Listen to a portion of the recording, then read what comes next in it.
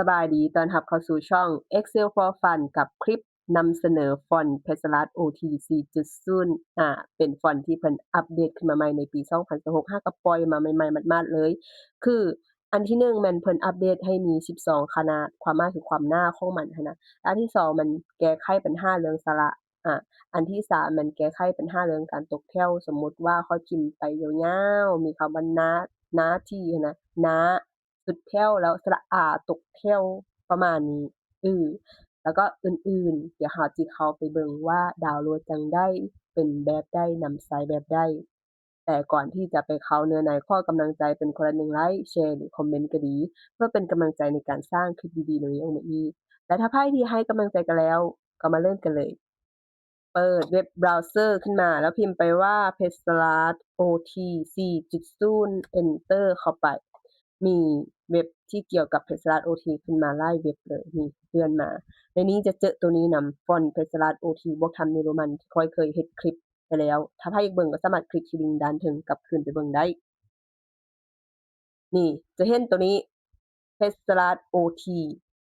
v4.103 จะเป็นของ pencilart.ot.mts.la คลิกเข้าไป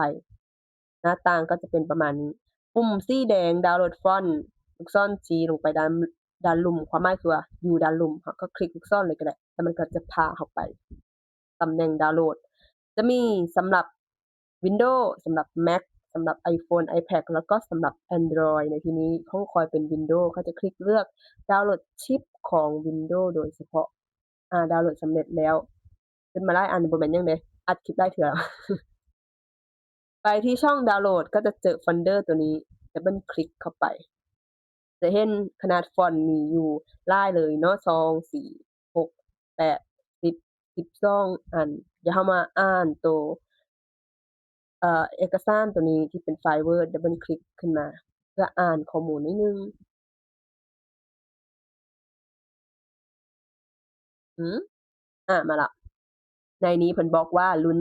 4.1 เอกสารทดสอบสิ่งที่เพิ่นแก้ไขคือ1เพิ่นเพิ่มความหน้าของตัวอักษรมาให้12แบบก็ตามที่เราเห็นกี้นี้นี่แหละมันจะมี12ตัวเนี่ยแตกต่างกันเรามักแบบใดเราก็ลงตัวนั้นจะลงทั้งหมดนี้เลยก็ได้หรือว่าเลือกลงเฉพาะตัวที่เราอยากลงก่อนก็ได้อันนี้คือข้อที่1เพิ่นก็จะมีแบบมาให้เบิ่งพร้อมอันนี้ข้อยยังบ่ได้ลงเด้อข้อยยังบ่ได้ลงฟอนต์ของเขาเจ้าหั้นน่ะเห็นว่าเขาเจ้าจะเขียนบ่ Pencilart OT Lite เป็นแบบนี้ Pencilart OT Lala เป็นแบบนี้ Pencilart OT Medium เป็นแบบนี้หั้นนะแต่ว่าข้อยบ่ได้ลงฟอนต์ของเขาเจ้าเทื่อมันก็เลยบ่ได้เห็นความแตกต่างปานใดแล้วก็บ่ได้เป็น OT แต่เป็นบ่ได้เป็น Pencilart แต่เป็นภาษาดอกจำปาย้อนข้อยบ่ได้ติดตั้งฟอนต์เทื่อ เลื่อนลงมาข้อที่2เพิ่นบอกว่าการตัดคำขึ้นแถวใหม่ที่เพิ่นได้มีการแก้ไขเพราะว่าคิดว่าหลายคนน่าจะเคยเจอปัญหาสำหรับผู้ที่ใช้เอกสารแบบเฮ็ดเอกสารน่ะจะเจอปัญหาที่ว่าพอพิมพ์ไปแล้วจุดแถวคำว่าน้าแทนที่มันจะตกน้าลงมานำกันแต่ตกแต่สระอาตัวเดียวหรือว่าชุดคำว่าแยกแทนที่จะตกแยกลงมานำกันแต่มันตกแต่กอไก่ตัวเดียวหั้นนะเพิ่นได้มีการแก้ไขแล้วในเวอร์ชันตัวนี้ข้อที่3ที่เพิ่นแก้ไขก็คือสระและวรรณยุกต์ซ้อนกันอันนี้ของข้อยมันเวอร์ชันที่ข้อยใช้มันบ่ได้เจอปัญหาตัวนี้เดะแต่ถ้าของไผเจอปัญหาตัวนี้ก็สามารถเอาไปใช้ได้เด้อคือสระกับวรรณยุกต์ซ้อนกันแต่ข้อยบ่แน่ใจว่าสระอั่ำหั้นนะสระอจะหายไปหรือบ่อันนี้บ่แน่ใจคือกันเพราะเพิ่นบอกว่าสระกับวรรณยุกต์ซ้อนกันเดะเดี๋ยวเรามาลองนำใช้กันเนาะต่อมาตัวที่4ที่เพิ่นมีการแก้ไขก็คือ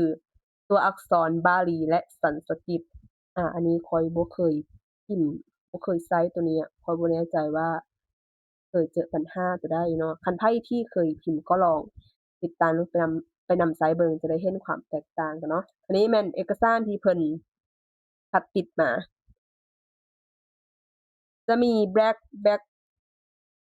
ดำแล้วก็เอียงอืมแล้วก็มีแบบหนาแล้วก็เอียงพร้อมมีแบบเอียงแบบ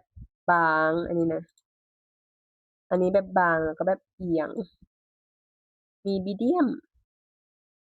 medium แล้วก็เอียง แล้วตัวนี้ก็จะเป็น regular ทั่วไป ตัวนี้ก็จะเป็น semi bone semi bone แล้วก็เอียง เดี๋ยวค่อยจะเลือกเป็นดำและเอียงจ้ะมันคลิกขึ้นมาแล้วก็กดค่อยเปลี่ยนเป็นคลิกขวา อ้อ อันนี้เขาต้องได้อันนั้นมันก่อน อย่าแหละฉัน install ธรรมดาซะอืม install มัน ถ้ามันติดตั้ง สำเร็จ ลองเปิดไฟล์ Word ขึ้นมาบัดนี้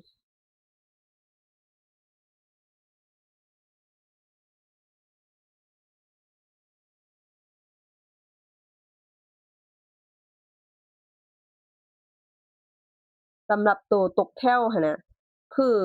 มันบ่ได้เจอตลอดเดะแบบดนๆมันจะเจอเทื่อหนึ่งหั้นนะก็เลยบ่ฮู้จะไปบ่ฮู้จะเฮ็ดตัวอย่างให้เบิ่งจั่งแบบใดว่าซั่นซะสำหรับตัวตกแถวนี่บ่เคยเจอคือกัน ถ้าเป็นเพชรราชทั่วไปจะเป็นแบบนี้เนาะก็จะเซาะหาเพชรราช OT สีดำที่ข้อยติดตั้งตะกี้นี้ก่อนตัวนี้ซึ่งนี่ก็จะเป็นดำแบบนี้จะแตกต่างจากตัวอันหน้าเดะ อันนี้เป็นดำเด้อ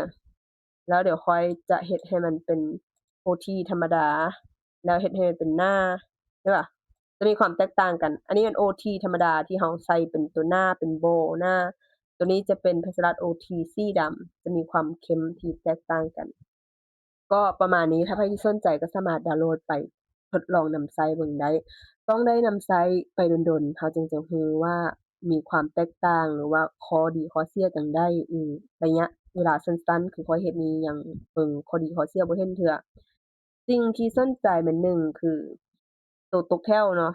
ที่ข้อยเว้าเมื่อกี้นี้แหละว่าเราบ่รู้ว่ามันจะตกแถวตอนใดมันบ่ได้ตกแถวตลอดอะข้อยก็เลยบ่สร้างยกตัวอย่างอันที่2นี่มันสระอ่ำ สระอ่ำนี่ก็คือกันเนื่องจากว่า